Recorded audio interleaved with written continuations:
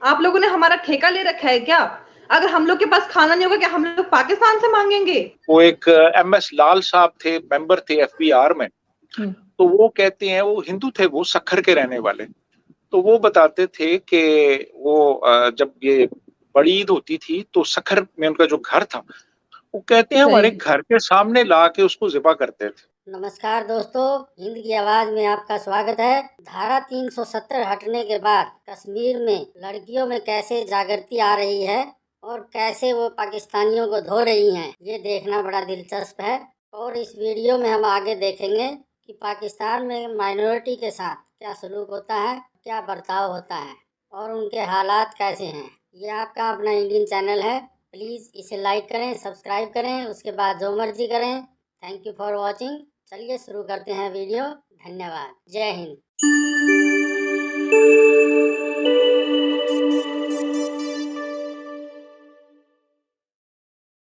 तो मुझे समझ नहीं आ रहा कि आप किस चीज को मसला कह रहे हैं। आप एक पत्रकार हैं? आपको पूछ रही हूँ, आप जर्नलिस्ट हैं? जी, मैं वर्किंग जर्नलिस्ट हूँ। ओके, तो आप जर्नलिस्ट हैं। देखिए, जर्नलिस्ट का एक काम है पाकिस्तान में कि विदाउट नॉलेज वो कुछ भी छापते हैं और कुछ भी दिखाते हैं। रिसेंटली जब हम डिबेट्स में बैठे थे तो सिर्फ यही बात जो है वो चल रही थी कि पाकिस्तान का मीडिया ये छापता है कश्मीर के बारे में, वो छापता है कश्मीर के बारे में। तो पहली चीज है, तो आप लोग बहुत ज्यादा फेक छापते हैं कि औरतों के साथ ये हो रहा है, कंट्रोवर्सीज चल रही हैं, कर्फ्यू लगा है, रोड पे आर्मी खड़ी है। तो काफी जो है आप फेक जो है वो बताते हैं। सेकेंडली, आपने कहा कि इंडिया ने इस चीज को मसला बनाया। पता है क्यों मसला बनाया? कश्मीर में जो लोग हैं ना वो कश्मीरी हैं, और जब तक यहाँ पर हुर्रियत थी, हुर्रियत की वजह से हमारा आम कश्मीरी बाहर निकलता था रोड पे पत्थर उठा के, और वो क्या बोलता था कि हमें आजाद कश्मीर चाहिए। उसके दिमाग में वो कचरा कौन भरता था? पाकिस्तान से वो सस्ते लोग जो वहां पर जाके कुछ उल्टी सीधी नॉलेज हासिल करते थे, उसके बाद हिंदुस्तान के कश्मीर में आके वो हमारी आवाम तक पहुंचाते थे। तो हिंदुस्तान को मजबूरन इस मसले को बाहर लेके जाना पड़ा, क्योंकि जब आप लोग घर में घुस के आप ये सारी बातें करोगे तो मुझे लगता है कि ये तो हमारी हिंदुस्तान संभाल नहीं पाएगी। और पाकिस्तान जिस तरीके से अभी हिना रुबानी जी ने कहा है कि कश्मीर जो है वो पाकिस्तान की प्रॉब्लम नहीं है, और भी स्टेटमेंट्स निकल के बाहर आ रही हैं। मैं आपको बता दूं कि आपके मौलाना हैं वहां पर जिन्होंने ये बात कही है कि मोदी है तो मुमकिन है, आजाद कश्मीर में हिंदुस्तान के झंडे लहराए जा रहे हैं। और भी 2-3 स्टेटमेंट्स जो हम देख रहे हैं जो निकल के आ रही हैं। तो वो सब क्या फेक है? सिर्फ सुनी सुनाई बातों, कहानियों को आप अपने दिमाग में रटते हैं और उसके बाद वही आप आम लोगों में दिखाते हैं। और बेवकूफ इतने हैं पाकिस्तान के लोग कि वो कुछ भी बातों पे, किसी भी बातों पे यकीन कर लेते हैं। कि हमने हमेशा ही कश्मीर के लिए आवाज उठाई है, और अगर हम ना होते तो अब तक इतनी लेट जो 370 है, ये ना इतनी लेट तक आप ना पहुंचते। और अब आपको ये कहते हुए, भारतीय मौकफ की तायीद करते हुए, मेरे ख्याल में जरा सा ख्याल नहीं आ रहा उन इतने शहीदों का जिन्होंने कश्मीर के लिए जान दी है और कश्मीर के लिए कुर्बानी दी है। आप लोगों ने हमारा ठेका ले रखा है क्या? अगर हम लोग के पास खाना नहीं होगा, क्या हम लोग पाकिस्तान से मांगेंगे?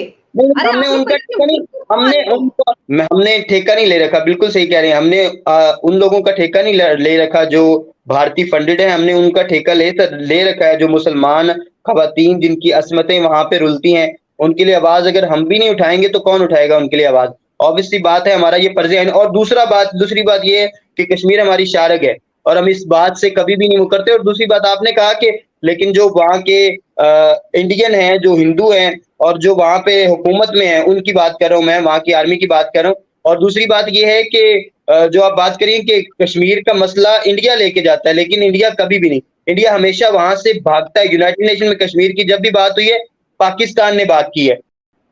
हो गया आपका?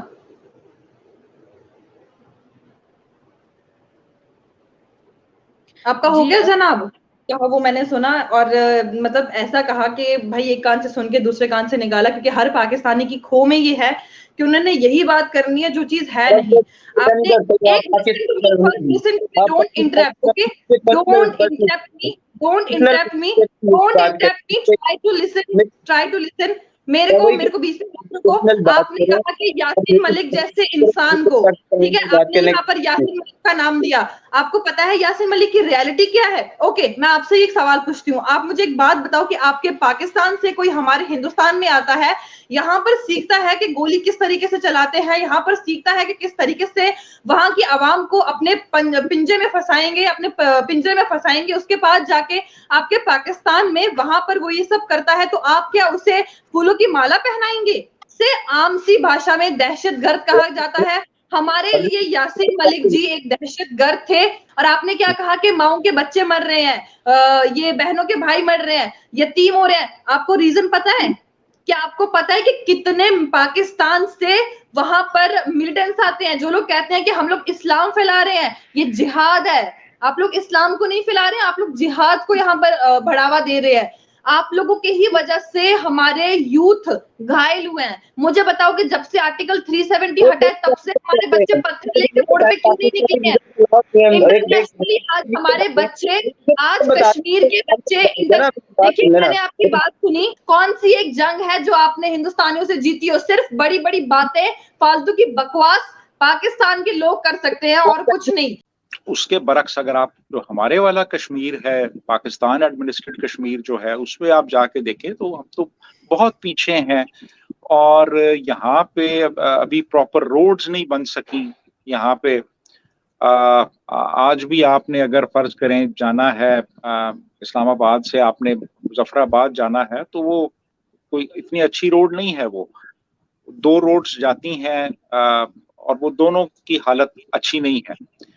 और वहां पे तो अब वो 5 स्टार होटल्स बना रहे हैं और इतना कुछ वो इन्वेस्ट कर रहे हैं वहां पे, और फॉरेन कंट्रीज को वो ल्योर कर रहे हैं कि आपको हम ये इंसेंटिव्स दे रहे हैं और आप यहाँ आए और आके इन्वेस्ट करें।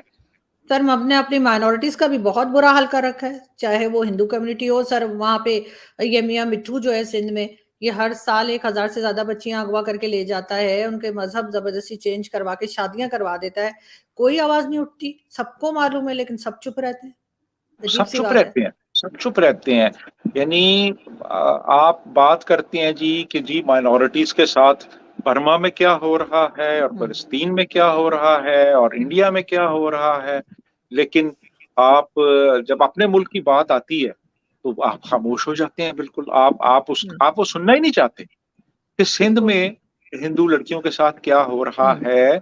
आप सुनना ही नहीं चाहते कि जो वो एक MS लाल साहब थे, मेंबर थे FBR में, तो वो कहते हैं, वो हिंदू थे, वो सक्खर के रहने वाले, तो वो बताते थे कि वो जब ये बड़ी ईद होती थी तो सक्खर में उनका जो घर था, तो वो अब आपने अगर गाय को ज़िबा करना है तो आप एक साइड पे ले जाएं उसको। वो कहते हैं हमारे घर के सामने ला के उसको ज़िबा करते थे, घर के सामने ला के, सिर्फ चढ़ाने के लिए, हाँ, परेशान करने के लिए और चढ़ाने के लिए, तंग करने के लिए। वो उधर ही एक सक्खरी के पास ना एक वो मई कालका का एक जगह है, एक मुकद्दस जगह है हिंदू कम्युनिटी की, मई कालका एक गार है, और उस गार के अंदर वो एक खातून थी जो कि एक सेंट थी, वो वहाँ उस गार में वो इबादत करती थी जाकर। तो वो बिल्कुल उसके सामने ना वो एक बड़ा सा मदरसा बना दिया है, और उसके सामने सिर्फ वो आप एक साइड पे भी बना सकते हैं, उससे कुछ फासले भी बना सकते हैं, बिल्कुल, लेकिन बिल्कुल उसके वो सामने वहां पे बनाया है। लड़कियों को अगवा कर लेंगे, छोटी छोटी बच्चियां 12 साल की बच्ची, उसको पता ही नहीं किसी चीज का, उसको अपने मजहब का नहीं पता। उस बच्ची को अपने मजहब के बारे में नहीं पता, तो वो एक दूसरा मजहब जो है वो इख्तियार करेगी और फिर वो उसकी शादी करेंगे वहां पे, और फिर उस पे कदगन एक तरह की लग जाएगी कि अब ये अपना मजहब वापस तब्दील नहीं कर सकती, तब्दील करेगी तो इसकी सजा ये है। बिल्कुल। तो, और ये चीज सिर्फ बच्चियों के साथ होती है, मतलब लड़कों को इस्लाम इम्प्रेस नहीं कर रहा कि वो भी कोई हो रहे होते। अगर इनका यही दावा सही समझा जाए कि जी वो इस्लाम से मुतासिर होकर जो है उस रिलीजन में आए, तो सिर्फ बच्चियां ही क्यों होती हैं 12 साल की, 13 साल की, 11 साल की? मतलब अजीब इन्होंने एक जैसे कहना चाहिए कि बेघड़ती में सॉरी टू से फैला रखी है, और उसके बाद शर्म भी नहीं आती इनको। अगर तुम्हें वीडियो पसंद आई तो लाइक मारो यार, और अगर तुम लोग नए हो तो सब्सक्राइब करो।